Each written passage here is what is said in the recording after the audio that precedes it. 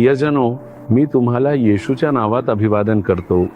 युरोपमध्ये अनेक सुंदर ठिकाणे आहेत, जसे की आल्प्स पर्वत आणि त्याचा परिसर, तिथल्या मैदानी आणि दऱ्याखोऱ्यांत राहणारी शहरे आणि लोक, ती पाहण्यासाठी खूप सुंदर आणि सुखद आहेत. मी तुम्हाला ही ठिकाणे दाखवत आहे आणि त्यांच्याबद्दलची माहिती शेअर करत आहे. हे पहा, ही या शहरातील ट्रॅम सेवा आहे. आपल्याकडे जशा बसेस आणि ट्रेन वापरल्या जातात, तशाच प्रकारे जवळजवळ सर्व युरोपियन देशांमध्ये ट्रॅम वापरल्या जातात. भारतातील कोलकातामध्ये ट्रॅम खूप काळापासून वापरात होत्या, पण आता असे म्हणतात की ती सेवा बंद करण्यात आली आहे. बसच्या तुलनेत ट्रॅममध्ये जास्त लोक प्रवास करू शकतात. ती विजेवर चालते. हे पाहणे खूप छान वाटते आणि यातून प्रवास करण्याचा अनुभवही खूप चांगला आहे. त्यांनी प्रवासाच्या उद्देशाने आणि लोकांच्या सोयीसाठी त्या जपून ठेवल्या आहेत. त्याबद्दल खूप आनंद वाटतो. तर तुम्ही विचारत आहात का, आज देवाकडे माझ्यासाठी कोणता वचन आहे? लेविय अध्याय 20 वचन 26. तुम्ही माझेच असावे म्हणून मी तुम्हाला इतर राष्ट्रांपासून वेगळे केले आहे. प्रभू म्हणतात, माझ्या मुला, मी तुला वेगळे केले आहे जेणेकरून तू माझ्या व्हावास. माझ्या मुली, मी तुला इतर लोकांपासून वेगळे केले आहे जेणेकरून तू माझी व्हावीस. मी तुम्हाला वेगळं केले आहे का? जेणेकरून तुम्ही माझे पुत्र, माझी कन्या, माझी मुले व्हावे आणि माझे व्हावे. म्हणून आपण जगातील लोकांसारखे नाही आहोत. प्रथम येशूचं अनुसरण करणाऱ्या देवाच्या मुलांनी हे लक्षात घेतलं पाहिजे की ते वेगळे आहेत. देवाने आपल्याला जगातील लोकांपासून वेगळे केले आहे आणि त्यांच्याशी सहवासात आणले आहे. ख्रिस्ती जीवन म्हणजे आठवड्यातून 2दा चर्चला जाणे आणि प्रभूची भक्ती करणे इतकेच नाही, तर ते म्हणजे दररोज प्रभूच्या सहवासात जगणे. आपण त्यांच्याशी बोलणे आणि त्यांनी दररोज आपल्याशी बोलणे हे आहे.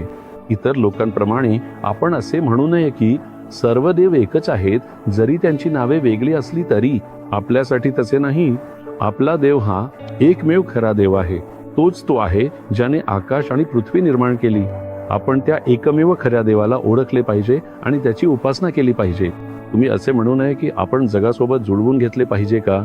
आपण सर्व मार्गांशी जुळवून घेऊन जगले पाहिजे, पण आपण धार्मिक असले पाहिजे, लोक असे म्हणतात. आपल्यासाठी तसे नाही. आपल्याला केवळ धार्मिक असण्यापेक्षा येशूचे शिष्य असण्याची गरज आहे. आपण त्यांच्या पावलांवर पाऊल ठेवले पाहिजे. देवाने आपल्याला नियमशास्त्राचे पुस्तक दिले आहे, जे आपल्याला शिकवते की आपण कसे चालले पाहिजे आणि कसे जगले पाहिजे. आपण ते वाचले आहे आणि त्यानुसार जगण्याचा संकल्प केला आहे. त्यामुळे इतरांमध्ये आणि आपल्यामध्ये खूप मोठा फरक आहे. आपण ते लोक आहोत जे एकमेव सत्य आणि जिवंत देवाचे अनुसरण करतो. तो आपल्याशी बोलतो. तो आपल्याला आपल्या उणिवांची जाणीव करून देतो आणि त्या सुधारतो. तो आपल्याला योग्य मार्गावर नेतो. जेव्हा आपण निराश होतो तेव्हा तो आपल्याला बळ देतो. तो आपल्याला सर्व प्रकारे मदत करतो. प्रभू येशूच तो आहे जो आपल्याला आशीर्वाद देतो आणि अशा प्रकारे मार्गदर्शन करतो. तो म्हणतो, तू माझा आहेस आणि म्हणूनच मी तुला वेगळे केले आहे. हे किती मोठे भाग्य आहे नाही का? आनंदाने म्हणा, प्रभू मी तुझा आहे. येशू मी तुझा आहे. मला सांगा, आपल्याला यापेक्षा मोठे भाग्य काय हवे आहे? ज्याने स्वर्ग आणि पृथ्वी निर्माण केली, तो प्रभू म्हणतो, मुला मुली, तू माझा आहेस. मी तुला वेगळे केले आहे जेणेकरून तू माझ्यासोबत राहू शकशील. हे कबूल करा आणि प्रभूची स्तुती करा. तुम्हाला यात खूप आनंद मिळेल. मी हे अनेकदा म्हणतो, प्रभू मी तुझा आहे, तू माझा आहेस. मी स्वतःला पूर्णपणे तुझ्या हातात सोपवतो. जसे तुम्ही अशा प्रकारे देवाची स्तुती करत राहाल, तुमच्या हृदयात खूप धैर्य, आनंद आणि सुख असेल. तुम्ही तुमच्या हृदयावर हात ठेवून हे म्हणाल का, प्रभू मी तुझा आहे आणि तू माझा आहेस.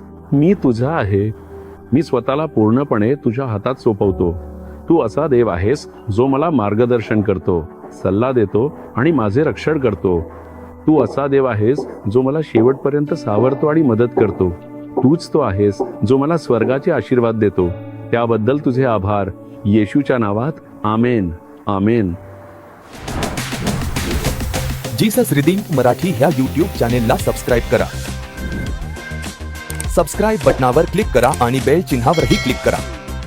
दररोजच्या नवीन कार्यक्रमांची माहिती मिळवा.